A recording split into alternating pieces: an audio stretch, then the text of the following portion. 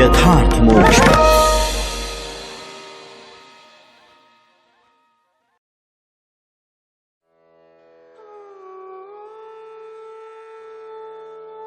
गोकर्ण ने कहा, भाई, मुझे इस बात का बड़ा आश्चर्य है। मैंने तुम्हारे लिए विधिपूर्वक गया जी में पिंडदान किया, फिर भी तुम प्रेत योनि से मुक्त कैसे नहीं हुए? यदि गया श्राद्ध से भी तुम्हारी मुक्ति नहीं हुई, तब इसका और कोई उपाय ही नहीं है। अच्छा, तुम सब बात खोलकर कहो, मुझे अब क्या करना चाहिए? प्रेत ने कहा, मेरी मुक्ति सैकड़ों गया श्राद्ध करने से भी नहीं हो सकती। अब तो तुम इसका कोई और उपाय सोचो। प्रेत की यह बात सुनकर गोकर्ण को बड़ा आश्चर्य हुआ। वे कहने लगे, यदि सैकड़ों गया श्राद्धों से भी तुम्हारी मुक्ति नहीं हो सकती, तब तो तुम्हारी मुक्ति असंभव ही है। अच्छा, अभी तो तुम निर्भय होकर अपने स्थान पर रहो। मैं विचार करके तुम्हारी मुक्ति के लिए कोई दूसरा उपाय करूंगा। गोकर्ण की आज्ञा पाकर धुंधुकारी वहां से अपने स्थान पर चला आया। इधर गोकर्ण ने रात भर विचार किया, तब भी उन्हें कोई उपाय नहीं सूझा। प्रातःकाल उनको आया देख लोग प्रेम से उनसे मिलने आए। तब गोकर्ण ने रात में जो कुछ जिस प्रकार हुआ था वह सब उन्हें सुना दिया। उनमें जो लोग विद्वान, योगनिष्ठ, ज्ञानी और वेदज्ञ थे, उन्होंने भी अनेकों शास्त्रों को उलट पलट कर देखा, तो भी उसकी मुक्ति का कोई उपाय न मिला। तब सबने यही निश्चय किया कि इस विषय में सूर्य नारायण जो आज्ञा करें वही करना चाहिए। अतः गोकर्ण ने अपने तपोबल से सूर्य की गति को रोक दिया। उन्होंने स्तुति की, भगवान, आप सारे संसार के साक्षी हैं। मैं आपको नमस्कार करता हूं। आप मुझे कृपा करके धुंधुकारी की मुक्ति का साधन बताइए। गोकर्ण की यह प्रार्थना सुनकर सूर्यदेव ने दूर से ही स्पष्ट शब्दों में कहा, श्रीमद् भागवत से मुक्ति हो सकती है, इसलिए तुम उसका सप्ताह पारायण करो। सूर्य का यह धर्ममय वचन वहां सभी ने सुना। तब सबने यही कहा कि प्रयत्न पूर्वक यही करो, है भी यह साधन बहुत सरल। अतः गोकर्ण जी भी तदनुसार निश्चय करके कथा सुनाने के लिए तैयार हो गए। देश और गांवों से अनेकों लोग कथा सुनने के लिए आए। बहुत से लंगड़े, लूले, अंधे, बूढ़े और मंदबुद्धि पुरुष भी अपने पापों की निवृत्ति के उद्देश्य से वहां आ पहुंचे। इस प्रकार वहां इतनी भीड़ हो गई कि उसे देखकर देवताओं को भी आश्चर्य होता था। जब गोकर्ण जी व्यास गद्दी पर बैठकर कथा कहने लगे, तब वह प्रेत भी वहां आ पहुंचा और इधर उधर बैठने के लिए स्थान ढूंढने लगा। इतने में ही उसकी दृष्टि एक सीधे रखे हुए 7 गांठ के बांस पर पड़ी। उसी के नीचे के छिद्र में घुसकर वह कथा सुनने के लिए बैठ गया। वायु रूप होने के कारण वह बाहर कहीं बैठ नहीं सकता था, इसलिए बांस में घुस गया। गोकर्ण जी ने एक वैष्णव ब्राह्मण को मुख्य श्रोता बनाया और प्रथम स्कंध से ही स्पष्ट स्वर में कथा सुनानी आरंभ कर दी। सायंकाल में जब कथा को विश्राम दिया गया, तब एक बड़ी विचित्र बात हुई। वहां सभासदों के देखते देखते उस बांस की एक गांठ तड़ तड़ शब्द करती फट गई। इसी प्रकार दूसरे दिन सायंकाल में दूसरी गांठ फटी और तीसरे दिन उसी समय तीसरी। इस प्रकार 7 दिनों में 7 गांठों को फोड़कर धुंधुकारी 12 स्कंदों के सुनने से पवित्र होकर प्रेत योनि से मुक्त हो गया और दिव्य रूप धारण करके सबके सामने प्रकट हुआ। उसका मेघ के समान श्याम शरीर पीतांबर और तुलसी की मालाओं से सुशोभित था तथा सिर पर मनोहर मुकुट और कानों में कमनीय कुंडल झिलमिला रहे थे। उसने तुरंत अपने भाई गोकर्ण को प्रणाम करके कहा, भाई, तुमने कृपा करके मुझे प्रेत योनि की यातनाओं से मुक्त कर दिया। यह प्रेत पीड़ा का नाश करने वाली श्रीमद् भागवत की कथा धन्य है तथा श्री कृष्ण चंद्र के धाम की प्राप्ति कराने वाला इसका सप्ताह पारायण भी धन्य है। जब सप्ताह श्रवण का योग लगता है, तब सब पाप थर्रा उठते हैं कि अब यह भागवत की कथा जल्दी ही हमारा अंत कर देगी। जिस प्रकार आग गीली, सूखी, छोटी बड़ी सब तरह की लकड़ियों को जला डालती है, उसी प्रकार यह सप्ताह श्रवण मन, वचन और कर्म द्वारा किए हुए नए पुराने छोटे बड़े सभी प्रकार के पापों को भस्म कर देता है। विद्वानों ने देवताओं की सभा में कहा है कि जो लोग इस भारतवर्ष में श्रीमद् भागवत की कथा नहीं सुनते, उनका जन्म वृथा ही है। भला मोह पूर्वक लालन पालन करके यदि इस अनित्य शरीर को हृष्ट पुष्ट और बलवान भी बना लिया, तो भी श्रीमद् भागवत की कथा सुने बिना इससे क्या लाभ हुआ। अस्थियां ही इस शरीर के आधार स्तंभ हैं। नस नाड़ी रूप रस्सियों से यह बंधा हुआ है। ऊपर से इस पर मांस और रक्त थोप कर इसे चर्म से मढ़ दिया गया है। इसके प्रत्येक अंग में दुर्गंध आती है, क्योंकि है तो यह मलमूत्र का भांड ही। वृद्धावस्था और शोक के कारण यह परिणाम में दुखमय ही है। रोगों का तो घर ही ठहरा। यह निरंतर किसी न किसी कामना से पीड़ित रहता है। कभी इसकी तृप्ति नहीं होती। इसे धारण किए रहना भी एक भार ही है। इसके रोम रोम में दोष भरे हुए हैं और नष्ट होने में इसे एक क्षण भी नहीं लगता। अंत में यदि इसे गाड़ दिया जाता है तो इसके कीड़े बन जाते हैं। कोई पशु खा जाता है तो यह विष्ठा हो जाता है, और अग्नि में जला दिया जाता है तो भस्म की ढेरी हो जाता है। ये तीन ही इसकी गतियां बताई गई हैं। ऐसे अस्थिर शरीर से मनुष्य अविनाशी फल देने वाला काम क्यों नहीं बना लेता। जो अन्न प्रातः काल पकाया जाता है वह सायं काल तक बिगड़ जाता है। फिर उसी के रस से पुष्ट हुए शरीर की नित्यता कैसी। इस लोक में सप्ताह श्रवण करने से भगवान की शीघ्र ही प्राप्ति हो सकती है। अतः सब प्रकार के दोषों की निवृत्ति के लिए एकमात्र यही साधन है। जो लोग भागवत की कथा से वंचित हैं, वे तो जल में बुदबुदे और जीवों में मच्छरों के समान केवल मरने के लिए ही पैदा होते हैं। भला जिसके प्रभाव से जड़ और सूखे हुए बांस की गांठें फट सकती हैं, उस भागवत कथा का श्रवण करने से चित्त की गांठों का खुल जाना कौन बड़ी बात है। सप्ताह श्रवण करने से मनुष्य के हृदय की गांठ खुल जाती है। उसके समस्त संशय छिन्न भिन्न हो जाते हैं और सारे कर्म क्षीण हो जाते हैं। यह भागवत कथा रूप तीर्थ संसार के कीचड़ को धोने में बड़ा ही पटु है। विद्वानों का कथन है कि जब यह हृदय में स्थित हो जाता है, तब मनुष्य की मुक्ति निश्चित ही समझनी चाहिए। जिस समय धुंधुकारी ये सब बातें कह रहा था, जिसके लिए वैकुंठवासी पार्षदों के सहित एक विमान उतरा, उससे सब ओर मंडलाकार प्रकाश फैल रहा था। सब लोगों के सामने ही धुंधुकारी उस विमान पर चढ़ गया। तब उस विमान पर आए हुए पार्षदों को देखकर उनसे गोकर्ण ने यह बात कही। गोकर्ण ने पूछा, भगवान के प्रिय पार्षदों, यहां तो हमारे अनेकों शुद्ध हृदय श्रोतागण हैं। उन सब के लिए आप लोग एक साथ बहुत से विमान क्यों नहीं लाए? हम देखते हैं कि यहां सभी ने समान रूप से कथा सुनी है, फिर फल में इस प्रकार का भेद क्यों हुआ, यह बताइए। भगवान के सेवकों ने कहा, हे मानद, इस फल भेद का कारण इनके श्रवण का भेद ही है। यह ठीक है कि श्रवण तो सबने समान रूप से ही किया है, किंतु इसके जैसा मनन नहीं किया। इसी से एक साथ भजन करने पर भी उसके फल में भेद रहा।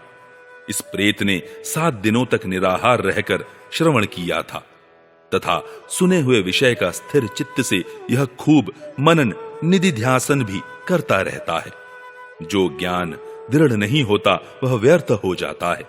इसी प्रकार ध्यान न देने से श्रवण का, संदेह से मंत्र का और चित्त के इधर उधर भटकते रहने से जप का भी कोई फल नहीं होता। वैष्णवहीन देश, अपात्र को कराया हुआ श्राद्ध का भोजन, अक्षोत्रियों को दिया हुआ दान एवं आचारहीन कुल, इन सब का नाश हो जाता है। गुरु वचनों में विश्वास, दीनता का भाव, मन के दोषों पर विजय और कथा में चित्त की एकाग्रता इत्यादि नियमों का यदि पालन किया जाए तो श्रवण का यथार्थ फल मिलता है। यदि ये श्रोता फिर से श्रीमद् भागवत की कथा सुने तो निश्चय ही सबको वैकुंठ की प्राप्ति होगी। और गोकर्ण जी, आपको तो भगवान स्वयं आकर गोलोक धाम में ले जाएंगे। यूं कहकर वे सब पार्षद हरि कीर्तन करते वैकुंठ लोक को चले गए। श्रावण मास में गोकर्ण जी ने फिर उसी प्रकार सप्ताह क्रम से कथा कही और उन श्रोताओं ने उसे फिर सुना। नारद जी, इस कथा की समाप्ति पर जो कुछ हुआ वह सुनिए। वहां भक्तों से भरे हुए विमानों के साथ भगवान प्रकट हुए। सब ओर से खूब जय जयकार और नमस्कार की ध्वनियां होने लगी। भगवान स्वयं हर्षित होकर अपने पांचजन्य शंख की ध्वनि करने लगे और उन्होंने गोकर्ण को हृदय से लगाकर अपने ही समान बना लिया। उन्होंने क्षण भर में ही अन्य सब श्रोताओं को भी मेघ के समान श्याम वर्ण, रेशमी पीतांबरधारी तथा किरीट और कुंडलादि से विभूषित कर दिया। उस गांव में कुत्ते और चांडाल पर्यंत जितने भी जीव थे वे सभी गोकर्ण जी की कृपा से विमानों पर चढ़ा लिए गए तथा जहां योगी जन जाते हैं उस भगवत धाम में वे भेज दिए गए। इस प्रकार भक्त वत्सल भगवान श्री कृष्ण कथा श्रवण से प्रसन्न होकर गोकर्ण जी को साथ ले अपने ग्वाल बालों के लिए गोलोक धाम में चले गए। पूर्व काल में जैसे अयोध्यावासी भगवान श्री राम के साथ साकेत धाम सिधारे थे, उसी प्रकार भगवान श्री कृष्ण उन सबको योगी दुर्लभ गोलोक धाम को ले गए, जिस लोक में सूर्य, चंद्रमा और सिद्धों की भी कभी गति नहीं हो सकती। उसमें वे श्रीमद् भागवत श्रवण करने से चले गए। नारद जी, सप्ताह यज्ञ के द्वारा कथा श्रवण करने से जैसा उज्जवल फल संचित होता है, उसके विषय में हम आपसे क्या कहें। अजी, जिन्होंने अपने कर्णपुट से गोकर्ण जी की कथा के एक अक्षर का भी पान किया था, वे फिर माता के गर्भ में नहीं आए। जिस गति को लोग वायु, जल या पत्ते खाकर शरीर सुखाने से, बहुत काल तक घोर तपस्या करने से और योगाभ्यास से भी नहीं पा सकते, उसे वे सप्ताह श्रवण से सहज में ही प्राप्त कर लेते हैं। इस परम पवित्र इतिहास का पाठ चित्रकूट पर विराजमान मुनीश्वर शांडिल्य भी ब्रह्मानंद में मग्न होकर करते रहते हैं। यह कथा बड़ी ही पवित्र है। एक बार के श्रवण से ही समस्त पाप राशि को भस्म कर देती है। यदि इसका श्राद्ध के समय पाठ किया जाए तो इससे पितृगण को बड़ी तृप्ति होती है और नित्य पाठ करने से मोक्ष की प्राप्ति होती है। छठा अध्याय, सप्ताह यज्ञ की विधि। श्री सनकादि कहते हैं, नारद जी, अब हम आपको सप्ताह श्रवण की विधि बताते हैं। यह विधि प्राय लोगों की सहायता और धन से साध्य कही गई है। पहले तो यत्न पूर्वक ज्योतिषी को बुलाकर मुहूर्त पूछना चाहिए तथा विवाह के लिए जिस प्रकार धन का प्रबंध किया जाता है उस प्रकार ही धन की व्यवस्था इसके लिए करनी चाहिए। कथा आरंभ करने में भाद्रपद, आश्विन, कार्तिक, मार्गशीर्ष, आषाढ़ और श्रावण, यह 6 महीने श्रोताओं के लिए मोक्ष की प्राप्ति के कारण हैं। देवर्षि, इन महीनों में भी भद्राव्यतिपात आदि कुयोगों को सर्वथा त्याग देना चाहिए तथा दूसरे लोग जो उत्साही हों उन्हें अपना सहायक बना लेना चाहिए। फिर प्रयत्न करके देश देशांतरों में यह संवाद भेजना चाहिए कि यहां कथा होगी। सब लोगों को सपरिवार पधारना चाहिए। स्त्री और शूद्रादि भगवत कथा एवं संकीर्तन से दूर पड़ गए हैं, उनको भी सूचना हो जाए ऐसा प्रबंध करना चाहिए। देश देश में जो विरक्त वैष्णव और हरि कीर्तन के प्रेमी हो उनके पास निमंत्रण पत्र अवश्य भेजें। उसे लिखने की विधि इस प्रकार बताई गई है।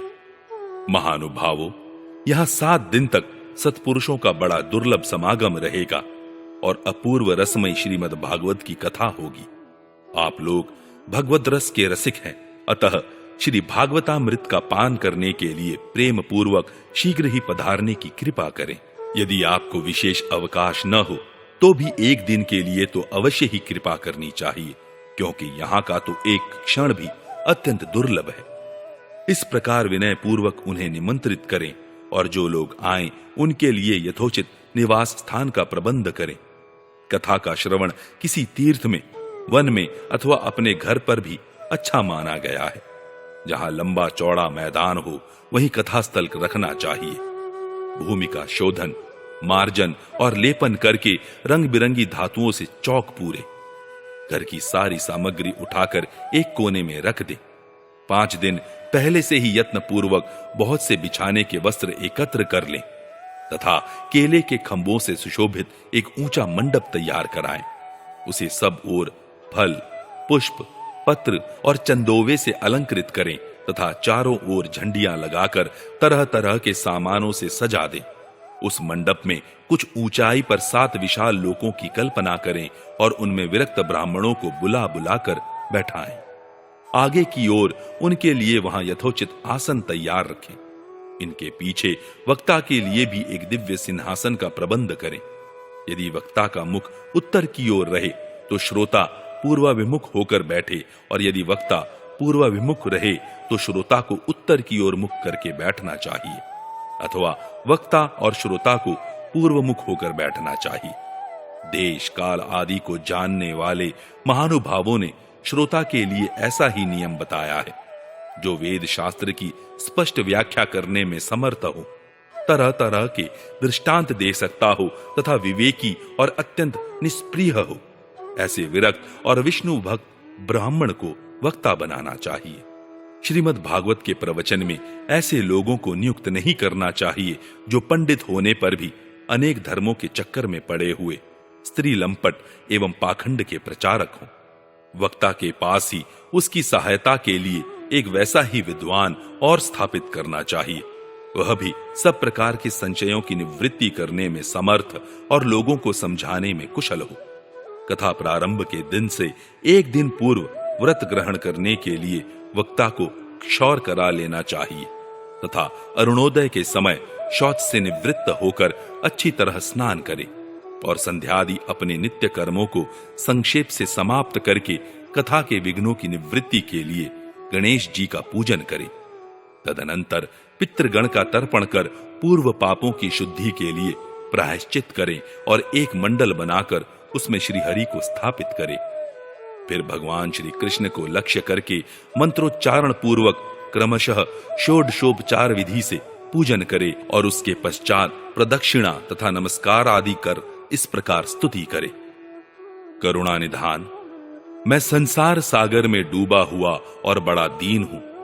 कर्मों के मोह रूपी ग्राह ने मुझे पकड़ रखा है। आप इस संसार सागर से मेरा उद्धार कीजिए। इसके पश्चात धूप दीप आदि सामग्रियों से श्रीमद् भागवत की भी बड़े उत्साह और प्रीतिपूर्वक विधि विधान से पूजा करे। फिर पुस्तक के आगे नारियल रखकर नमस्कार करे और प्रसन्न चित्त से इस प्रकार स्तुति करे। श्रीमद् भागवत के रूप में आप साक्षात श्री कृष्णचंद्र ही विराजमान हैं। नाथ, मैंने भवसागर से छुटकारा पाने के लिए आपकी शरण ली है। मेरा यह मनोरथ आप बिना किसी विघ्न बाधा के सांगोपांग पूरा करें। केशव, मैं आपका दास हूं। इस प्रकार दीन वचन कहकर फिर वक्ता का पूजन करें, उसे सुंदर वस्त्राभूषणों से विभूषित करें और फिर पूजा के पश्चात उसकी इस प्रकार स्तुति करें। शुक स्वरूप भगवान, आप समझाने की कला में कुशल और सब शास्त्रों में पारंगत हैं। कृपया इस कथा को प्रकाशित करके मेरा अज्ञान दूर करें। फिर अपने कल्याण के लिए प्रसन्नता पूर्वक उसके सामने नियम ग्रहण करें और 7 दिनों तक यथाशक्ति उसका पालन करें। कथा में विघ्न न हो इसके लिए 5 ब्राह्मणों को और वरण करें। वे 12 मंत्र द्वारा भगवान के नामों का जप करें। फिर ब्राह्मण अन्य विष्णु भक्त एवं कीर्तन करने वालों को नमस्कार करके उनकी पूजा करें और उनकी आज्ञा पाकर स्वयं भी आसन पर बैठ जाएं। जो पुरुष लोक, संपत्ति, धन, घर और पुत्रादि की चिंता छोड़कर शुद्ध चित्त से केवल कथा में ही ध्यान रखता है, उसे इसके श्रवण का उत्तम फल मिलता है। बुद्धिमान वक्ता को चाहिए कि सूर्योदय से कथा आरंभ करके 3:30 पहर तक मध्यम स्वर से अच्छी तरह कथा बांचे। दोपहर के समय 2 घड़ी तक कथा बंद रखे। उस समय कथा के प्रसंग के अनुसार वैष्णवों को भगवान के गुणों का कीर्तन करना चाहिए। व्यर्थ बातें नहीं करनी चाहिए। कथा के समय मलमूत्र के वेग को काबू में रखने के लिए अल्पाहार सुखकारी होता है, इसलिए श्रोता केवल एक ही समय भविष्यान्न भोजन करे। यदि शक्ति हो तो 7 दिन निराहार रहकर कथा सुने अथवा केवल घी या दूध पीकर सुखपूर्वक श्रवण करे अथवा फलाहार या एक समय ही भोजन करें, जिससे जैसा नियम सुविधे से सध सके उसी को कथा श्रवण के लिए ग्रहण करे। मैं तो उपवास की अपेक्षा भोजन करना अच्छा समझता हूं, यदि वह कथा श्रवण में सहायक हो। यदि उपवास से श्रवण में बाधा पहुंचती हो तो वह किसी काम का नहीं। नारद जी, नियम से सप्ताह सुनने वाले पुरुषों के नियम सुनिए। विष्णु भक्त ही दीक्षा से रहित पुरुष कथा श्रवण का अधिकारी नहीं है। जो पुरुष नियम से कथा सुने उसे ब्रह्मचर्य से रहना, भूमि पर सोना और नित्य प्रति कथा समाप्त होने पर पत्तल में भोजन करना चाहिए। दाल, मधु, तेल, गरिष्ठ अन्न, भाव दूषित पदार्थ और बासी अन्न, इनका उसे सर्वदा ही त्याग करना चाहिए। काम, क्रोध, मद, मान, मत्सर, लोभ, दंभ, मोह और द्वेष को तो अपने पास भी नहीं फटकने देना चाहिए। वह वेद, वैष्णव, ब्राह्मण, गुरु, गोसेवक तथा स्त्री, राजा और महापुरुषों की निंदा से भी बचे।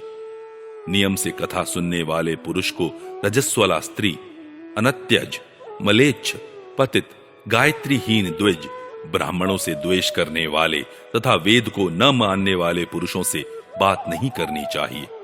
सर्वदा सत्य, शौच, दया, मौन, सरलता, विनय और उदारता का बर्ताव करना चाहिए। धनहीन, क्षय रोगी, किसी अन्य रोग से पीड़ित, भाग्यहीन, पापी, पुत्रहीन और मुमुक्षु भी यह कथा सेवन करे। जिस स्त्री का रजो दर्शन रुक गया हो, जिसके एक ही संतान होकर रह गई हो, जो बांझ हो, जिसकी संतान होकर मर जाती हो अथवा जिसका गर्भ गिर जाता हो, वह यत्न पूर्वक इस कथा को सुने। ये सब यदि विधिवत कथा सुने तो इन्हें अक्षय फल की प्राप्ति हो सकती है। यह अत्युत्तम दिव्य कथा करोड़ों यज्ञों का फल देने वाली है। इस प्रकार इस व्रत की विधियों का पालन करके फिर उद्यापन करें। जिन्हें इसके विशेष फल की इच्छा हो वे जन्माष्टमी व्रत के समान ही इस कथा व्रत का उद्यापन करें। किंतु जो भगवान के अकिंचन भक्त हैं, उनके लिए उद्यापन का कोई आग्रह नहीं है। वे श्रवण से ही पवित्र हैं, क्योंकि वे तो निष्काम भगवत भक्त हैं। इस प्रकार जब सप्ताह यज्ञ समाप्त हो जाए, तब श्रोताओं को अत्यंत भक्ति पूर्वक पुस्तक और वक्ता की पूजा करनी चाहिए। फिर वक्ता श्रोताओं को प्रसाद, तुलसी और प्रसादी मालाएं दे तथा सब लोग मृदंग और झांझ की मनोहर ध्वनि से सुंदर कीर्तन करें। जय जयकार, नमस्कार और शंख ध्वनि का घोष कराए तथा ब्राह्मण और याचकों को धन और अन्न दे। श्रोता विरक्त हो तो कर्म की शांति के लिए दूसरे दिन गीता पाठ करे। गृहस्थ हो तो हवन करे। उस हवन में दशम स्कंद का एक एक श्लोक पढ़कर विधिपूर्वक खीर, मधु, घृत, तिल और अन्नादि सामग्रियों से आहुति दे अथवा एकाग्र चित्त से गायत्री मंत्र द्वारा हवन करे, क्योंकि तत्वतः यह महापुराण गायत्री स्वरूप ही है।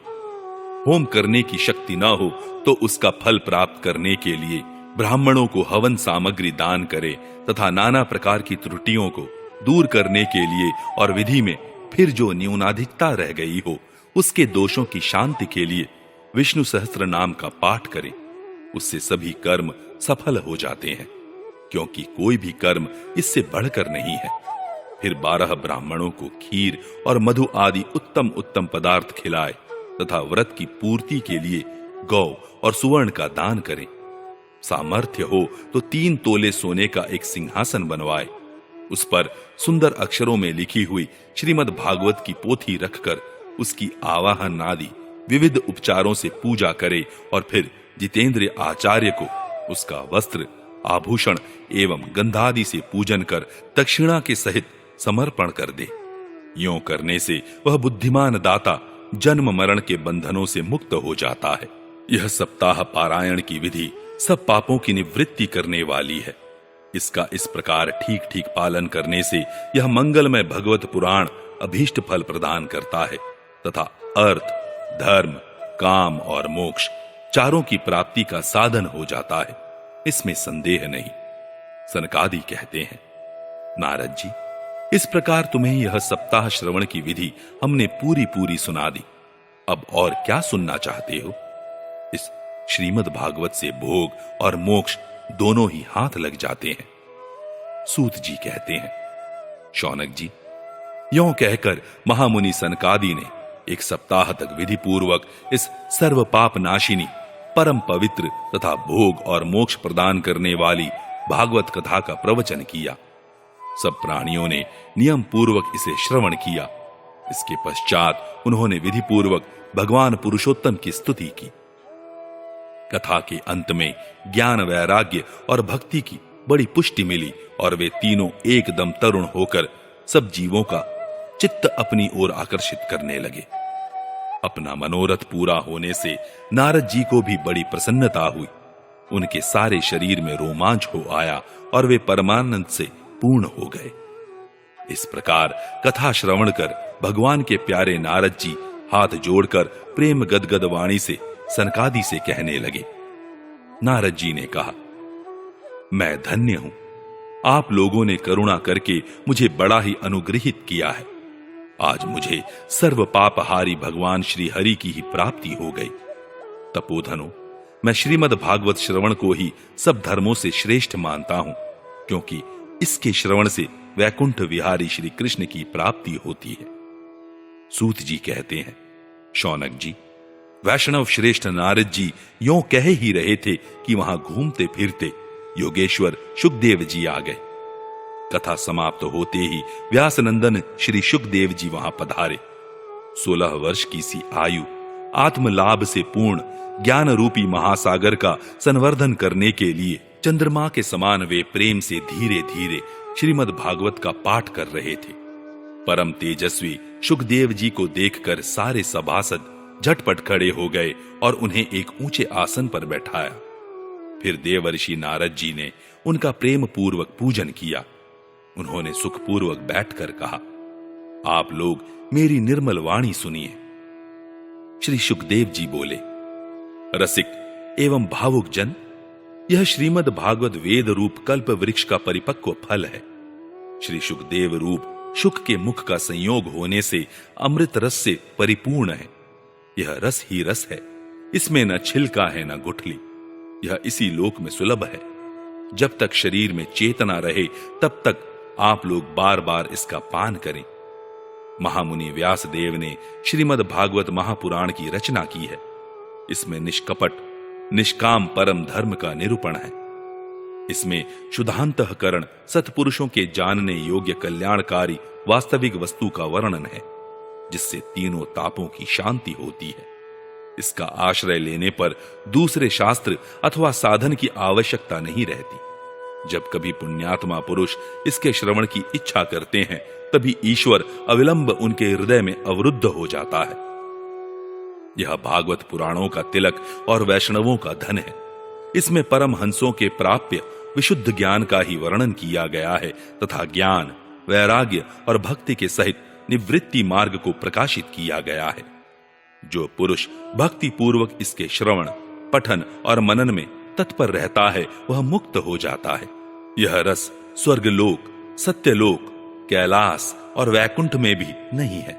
इसलिए भाग्यवान श्रोताओं, तुम इसका खूब पान करो, इसे कभी मत छोड़ो, मत छोड़ो। सूत जी कहते हैं, श्री शुकदेव जी इस प्रकार कह ही रहे थे कि उस सभा के बीचों बीच प्रहलाद, बलि, उद्धव और अर्जुन आदि पार्षदों के सहित साक्षात श्री हरि प्रकट हो गए। तब देवर्षि नारद ने भगवान और उनके भक्तों की यथोचित पूजा की। भगवान को प्रसन्न देखकर देवर्षि ने उन्हें एक विशाल सिंहासन पर बैठा दिया और सब लोग उनके सामने संकीर्तन करने लगे। उस कीर्तन को देखने के लिए श्री पार्वती जी के सहित महादेव जी और ब्रह्मा जी भी आए। कीर्तन आरंभ हुआ। प्रहलाद जी तो चंचल गति होने के कारण करताल बजाने लगे। उद्धव जी ने झांझें उठा ली। देवर्षि नारद वीणा की ध्वनि करने लगे। स्वर विज्ञान में कुशल होने के कारण अर्जुन राग अलापने लगे। इंद्र ने मृदंग बजाना आरंभ किया। सनकादि बीच बीच में जय घोष करने लगे और इन सब के आगे शुकदेव जी तरह तरह की सरस अंग भंगी करके भाव बताने लगे। इन सब के बीच में परम तेजस्वी भक्ति, ज्ञान और वैराग्य नटों के समान नाचने लगे।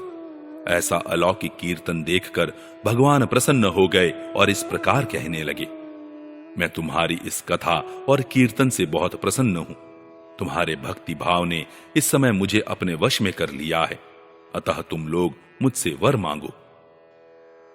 भगवान के ये वचन सुनकर सब लोग बड़े प्रसन्न हुए और प्रेमार्द्र चित्त से भगवान से कहने लगे, भगवान, हमारी यह अभिलाषा है कि भविष्य में भी जहां कहीं सप्ताह कथा हो वहां आप इन पार्षदों के सहित अवश्य पधारें। हमारा यह मनोरथ पूर्ण कर दीजिए। भगवान तथास्तु कहकर अंतर्धान हो गए। इसके पश्चात नारद जी ने भगवान तथा उनके पार्षदों के चरणों को लक्ष्य करके प्रणाम किया और फिर सुखदेव जी आदि तपस्वियों को भी नमस्कार किया। कथामृत का पान करने से सब लोगों को बड़ा ही आनंद हुआ। उनका सारा मोह नष्ट हो गया। फिर वे सब लोग अपने अपने स्थानों को चले गए। उस समय सुखदेव जी ने भक्ति को उसके पुत्रों सहित अपने शास्त्र में स्थापित कर दिया। इसी से भागवत का सेवन करने से श्रीहरि वैष्णवों के हृदय में आ विराजते हैं। जो लोग दरिद्रता के दुख ज्वर की ज्वाला से दग्ध हो रहे हैं, जिन्हें माया पिशाची ने रौंद डाला है तथा जो संसार समुद्र में डूब रहे हैं, उनका कल्याण करने के लिए श्रीमद् भागवत सिंहनाद कर रहा है। शौनक जी ने पूछा, सूत जी, सुखदेव जी ने राजा परीक्षित को, गोकर्ण ने धुंधुकारी को और सनकादि ने नारद जी को किस किस समय यह ग्रंथ सुनाया था? मेरा यह संशय दूर कीजिए। सूत जी ने कहा, भगवान श्री कृष्ण के स्वधाम गमन के बाद कलियुग के 30 वर्ष से कुछ अधिक बीत जाने पर भाद्रपद मास की शुक्ला नवमी को सुखदेव जी ने कथा आरंभ की थी। राजा परीक्षित की कथा सुनने के बाद कलियुग के 200 वर्ष बीत जाने पर आषाढ़ मास की शुक्ला नवमी को गोकर्ण जी ने यह कथा सुनाई थी। इसके पीछे कलियुग के 30 वर्ष और निकल जाने पर कार्तिक शुक्ला नवमी से सनकादि ने कथा आरंभ की थी। निष्पाप शौनक जी, आपने जो कुछ पूछा था उसका उत्तर मैंने आपको दे दिया। इस कलियुग में भागवत की कथा भवरोग की रामबाण औषध है। संतजन, आप लोग आदर पूर्वक इस कथामृत का पान कीजिए। यह श्री कृष्ण को अत्यंत प्रिय, संपूर्ण पापों का नाश करने वाला, मुक्ति का एकमात्र कारण और भक्ति को बढ़ाने वाला है। लोक में अन्य कल्याणकारी साधनों का विचार करने और तीर्थों का सेवन करने से क्या होगा? अपने दूत को हाथ में पाश लिए देखकर यमराज उसके कान में कहते हैं, देखो, जो भगवान की कथा वार्ता में मत्त हो रहे हो उनसे दूर रहना। मैं औरों को ही दंड देने की शक्ति रखता हूं, वैष्णवों को नहीं। इस असार संसार में विश्व रूप विष की आसक्ति के कारण व्याकुल बुद्धि वाले पुरुषों, अपने कल्याण के उद्देश्य से आधे क्षण के लिए भी इस शुक कथा रूप अनुपम सुधा का पान करो। प्यारे भाइयों, निंदित कथाओं से युक्त कुपथ में व्यर्थ ही क्यों भटक रहे हो? इस कथा के कान में प्रवेश करते ही मुक्ति हो जाती है।